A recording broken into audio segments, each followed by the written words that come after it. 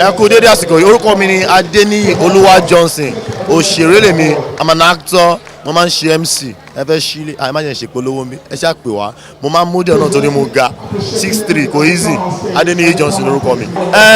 Ká má parọ́ ká má tọrọ àmọ́ nǹkan tó máa múnú mi dùn so far àwọn ò tí disappoint me, I'm expecting total awesomeness, àmì ká gbé oríyìn fún wọn kínú wá dùn ká rẹ́rìn-ín, àwọn olùfẹ́ tó jẹ́ ti tiẹ̀, and so far so good, and ní fọwọ́ dẹ̀ ń dùn.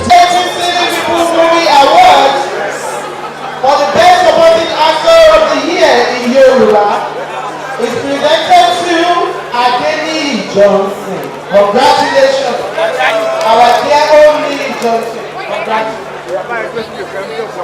Thanks to God Almighty, thanks to everyone who supported me, every producer, every director, every actor and every crew I work with together. Thank you so much. Thank you, my brothers in English language. Yoruba, thank you so much. I don't do this to God. I want to say very big thank you to the woman who has given me this support and me. Thank you, Oluwaseyi. God bless you. I appreciate this is for you. Thank you. Ní Yorùbá industry, owó à ń ṣiṣẹ́ ju iye tá à ń rí lọ, then I need investors ní Yorùbá industry. Àwọn tó máa gbó wá, ó yẹ kí Yorùbá films náà ti pọ̀ sinimá, kì í ṣe ẹ̀ṣẹ̀, so I need investors for Yorùbá films, we need investors. Ẹ kúlé lóko lódò gbogbo ibi tẹ́ ti ń gbọ́ mi tẹ́ ti ń wò mí, ojú tẹ́ fi wò mí ò ní fọ́, ibi tẹ́ ti ń mọ́ tẹ́ fi àwọn films wa kò dẹ̀ ní gbẹ. Niyi Johnson lórúkọ mi, ẹ ṣé mo nífẹ̀ẹ́ yín, ẹ̀yin olólùfẹ́ mi, ẹ ṣé gan, mi ò ní disappoint yín, ẹ máa wo Oyin Mọ́mọ́ lètò, ètò Olóyin Mọ́mọ́, ẹ máa gbádùn ẹ̀. God bless. Orúkọ ti tèmi ni Oluwaseyi Edun aka ẹja ńlá. A dúpẹ́ lọ́wọ́ Ọlọ́run, mo wà dáadáa, ṣé dáadáa lábẹ́ àyẹn ẹran alẹ́ ṣe wà òkè. Ẹ kú gbogbo ẹ kú Nàìjíríà yìí, á dá lágbára Ọlọ́run. À ń retí nǹkan dáadáa náà ni lára àwọn tó nominate wa. I'm a nominee in 2 categories, Best Producer, Best Young Producer and Best Fastest Rising Actress. So we're rooting forward. We are looking forward to seeing something good.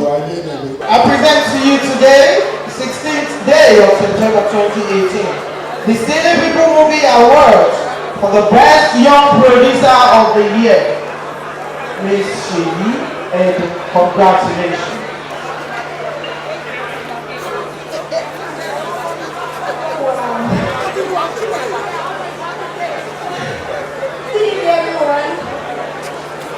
I wasn't expecting this. I won this category last year, so I wasn't expecting any award. Thank you so much, everyone supporting me. Thank you, Seyi People. Thanks to all my fans. Thanks to my friend Niyi. Thanks to Ika, I love you. And thanks to my support sister, you are the best. Watch out fún àwọn project mi tó ń bọ̀ lọ́nà. Case close, ọkọ mi ọ̀tá mi, my husband my enemy, and Wonuola is coming soon. Mo kí gbogbo ẹ̀yin olólùfẹ́ mi nílé lóko káàkiri gbogbo àgbáyé, ṣàlàáfíà lẹ́bàá yín, ẹ túbọ̀ máa support èmi ọmọ yín Oluwaseyi Edun. Thank you.